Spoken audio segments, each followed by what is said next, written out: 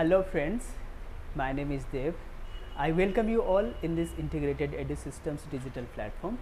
Today we are going to talk about the recently published World Population Prospect 2022 that has been in the news on the day of 11th of July. That day also observed as the World Population Day. So in this session we are going to discuss about all the population aspects, the challenges for the prelims as well as mains viewpoint. So let's start today's discussion, the World Population Prospect 2022.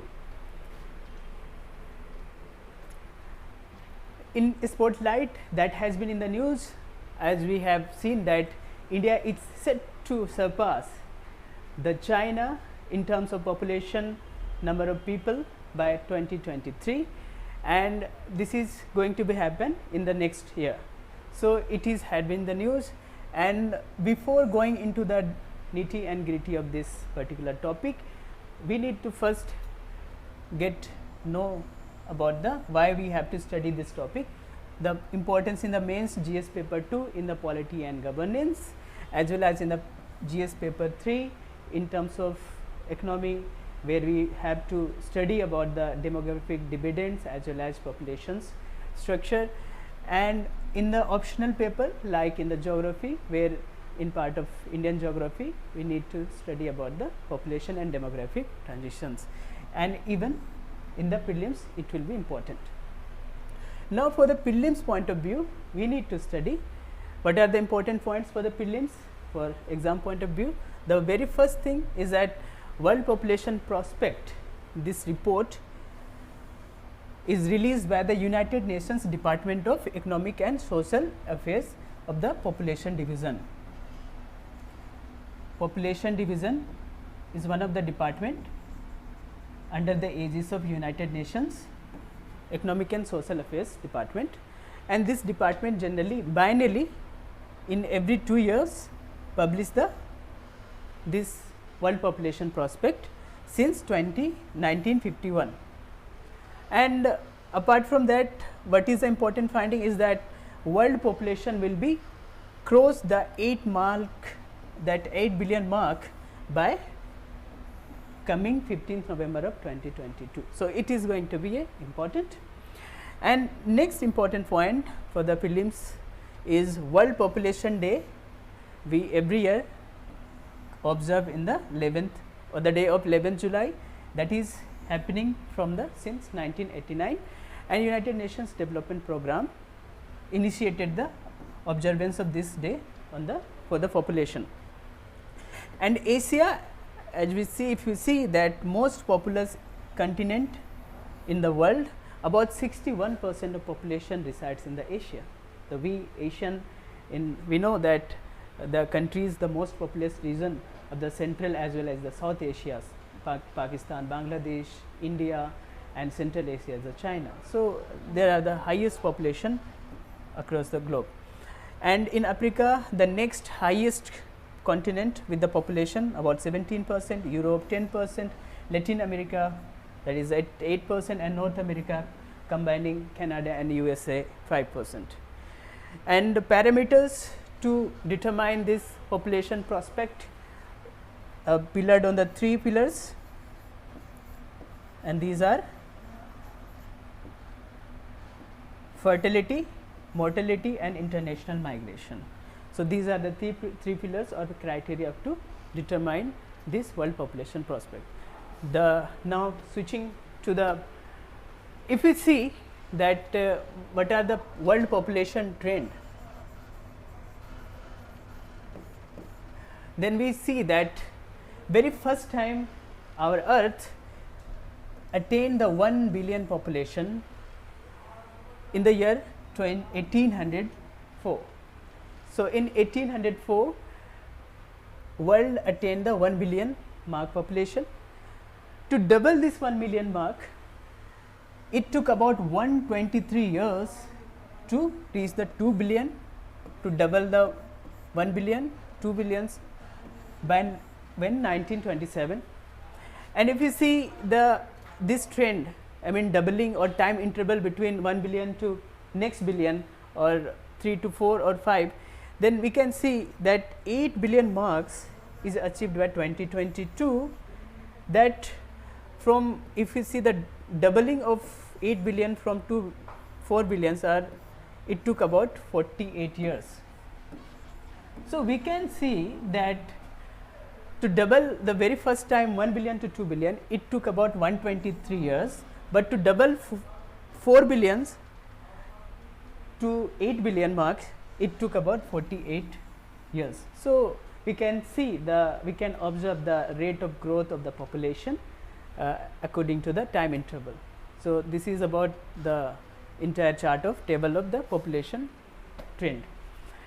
And with the mains perspective, if we see the major takeaway of this global world population prospect, then we see that world population is growing but declining pace. Since global growth rate is registered less than 1% per year, this is for the first time since 1950. Prior 1950 or after 1952, the last 2019 report, we have seen the greater than 1% population growth. That was the growth rate. But very first time in this 21st century, we have seen in the year 2022 the less than 1% growth rate of the population. So, the population is growing, but the rate is declining. So, this is one of the major finding of this report.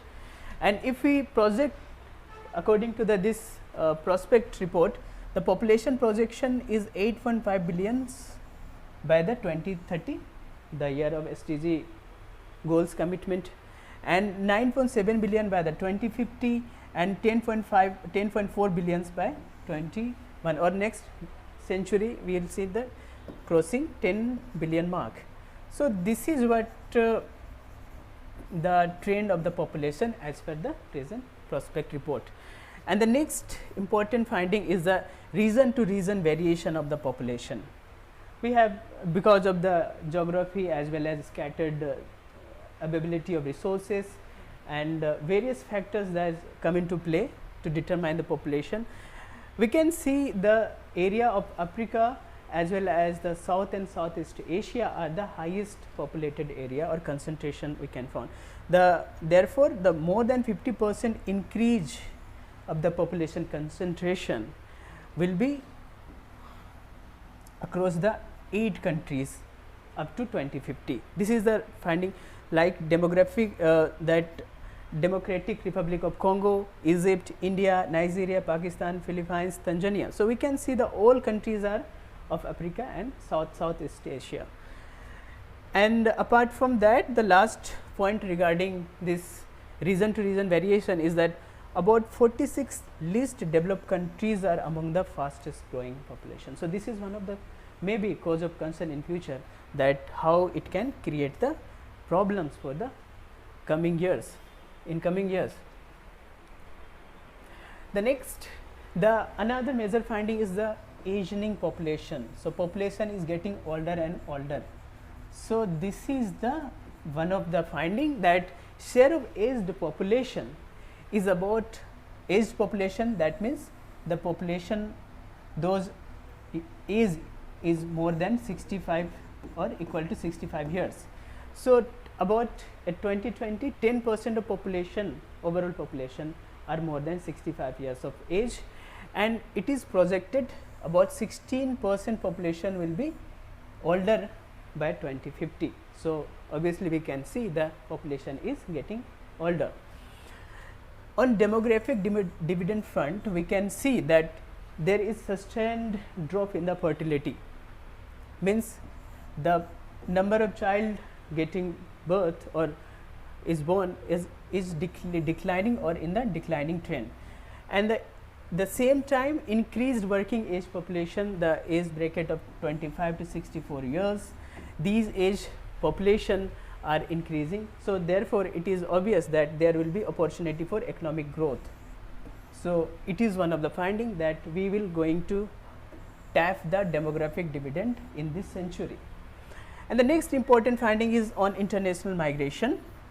The migration is rising population in high income countries like in USA, UK or European countries. So, in these countries the population is rising because of the migration. So, that is reported during the 2000 to 2020. So, in these 20 years there has been report of high population growth because of migration, not because of birth. And apart from it, exceeded balance of births over death. So, this is one of the after effect of the migration that exceeded the balance of birth over deaths.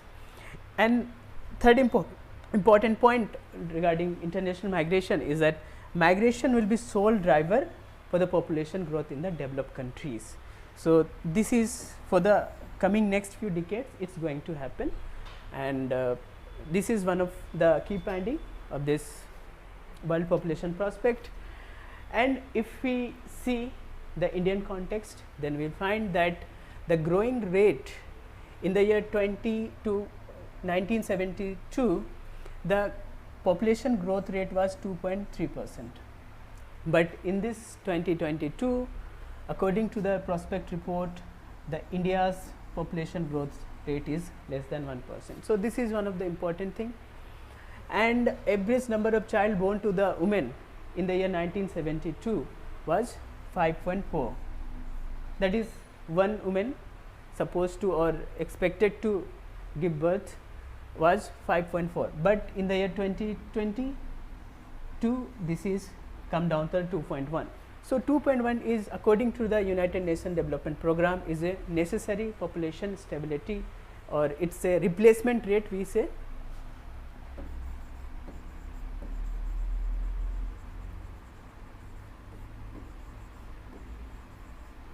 So, it is known as a replacement rate, that the every woman will or the parents will have a birth or their offspring will be one. So, that is important for the necessary for population stability. And according to the recently National Family Health Survey, that was the 5th edition of the survey, and that's reported that India's child born rate per woman is 2.0. So, 2.0. So, that is something that India is going to achieve the population stabilization in this coming days. And India attained replacement fertility rate, the thing is the same we have discussed earlier. And next is population declining among 0 to 14 years and 15 to 24 years is declining. So, obviously that is because of the declining birth rate, and that is why the population group of this 0 to 14 or 0 to 24 years we can see that is a declining, but continuously rising the age between 25 to 64 years and 65 to more than 65 years age. So, that is what we can see, we can observe that India's middle age population is rising, but early or child age or the earlier age of person is declining. So, that is how that India's demographic dividend or India's demographic structure is going to change in the coming decades. Rise in life expectancy at the birth, we see that at present India is about 6.7 years is average life expectancy, and that is expected to grow, and that is what government and country is trying or striving for that. And the high growth rate state in India like Uttar Pradesh, Bihar and Madhya Pradesh are among the top states, though their fertility rate is still high. So, this is one of the concern. If we see the challenges because of the population growth, so we can first observe that population is a double-edged sword. That is in the sense that if population is channelized for the good things or better purpose, that is channelized with the countries or any nation's vision, then it is going to be beneficial for the country. But if that is not well channelized, like if capacity building, skilling or education is not achieved well, then it going to counterproductive or against the country's vision or goal. So, it is, that is why in that sense population is a double-edged sword. The next is stress on earth and environment for the exploitation of resources. As you have seen that Indira ji once in the Stockholm conference in 1972 stated that population is the biggest polluter. In that sense, that due to population rise, it will rise the exploitation rate as well. So that is very important, that if our population will increase, our need will be increases, and to satisfy or suffice the needs, we will exploit more and more natural resources. And the third point regarding challenges is that additional burden to SDG commitments. Our SDG goals, sustainable developmental goals, are devised to attain a well-being of all. But if population is increasing, then obviously it will lead to the extra burden to the SDG commitments, and the implementation as well as the resources needed to attain the SDG goals will be somehow additionally burdenized, or that will increase. So that is, it may delay the SDG commitments because of the population growth. The third important challenge is or point is climate crisis. As our space to have for the habitable spaces are shrinking because of climate crisis, such as the sea level is rising, some of the islands of Oceania region, these Oceania or Australian regions islands are going to submerge. So definitely there will be the distress migration, and obviously there may be the UN crisis situation or conflict situation. Recently we have seen that many of the northern African countries like Morocco, Tunisia, they are tending, the people of these countries are tending to migrate to the European countries across the Mediterranean. So that is what the distress migration as well as conflict like situation will arises because of the population growth.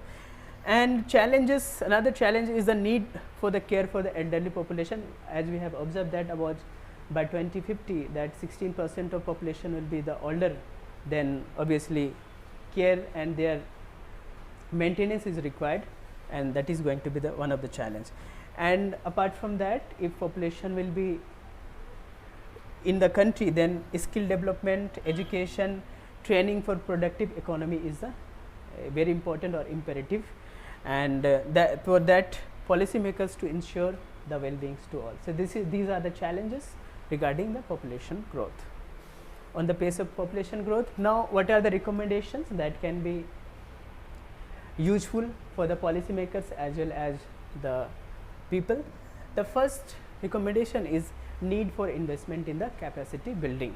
So for the better human capital, so we need to invest on the health, education, these fundamental things, as well as like in India we have seen that Ayushman Bharat scheme is there, as well as to ensure education. There are a lot of schemes that are in the operation. So likewise we will need a capacity building and better quality of the capacity as well as better human life of standards are required. So these are the investments areas were needed. Then next is the adopting a social security programs for older person, like in India Pradhan Mantri Vyaya Vandana Yojana, to ensure that is social security for the older age pension. So that is important for the social security for the caring of older people.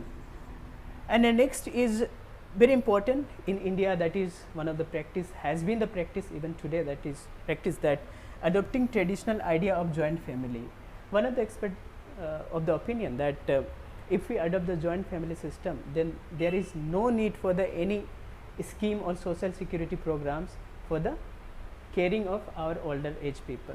So today's era we are very much tending towards the nuclear family concept. So nuclear family concepts have has own drawback, and so that's why joint family system is needed in this present hour.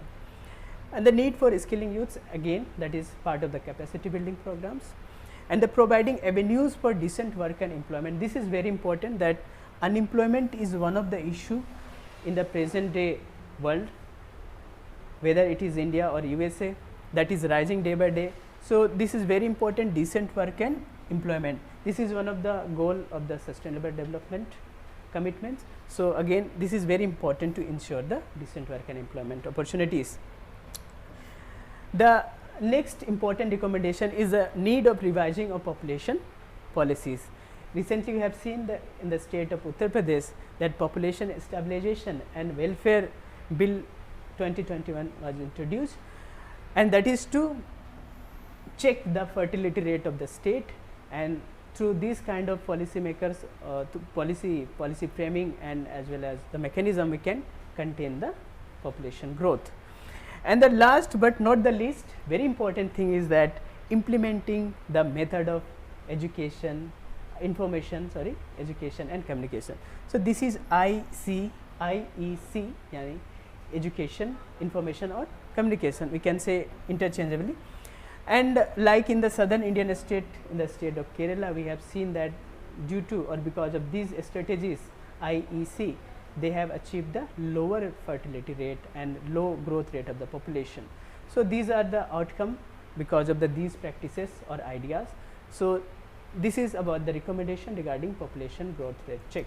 So, with this we will conclude the today's session, and I hope in the next session we will discuss some different or important issues. Those will be in the news and for the exam point of view.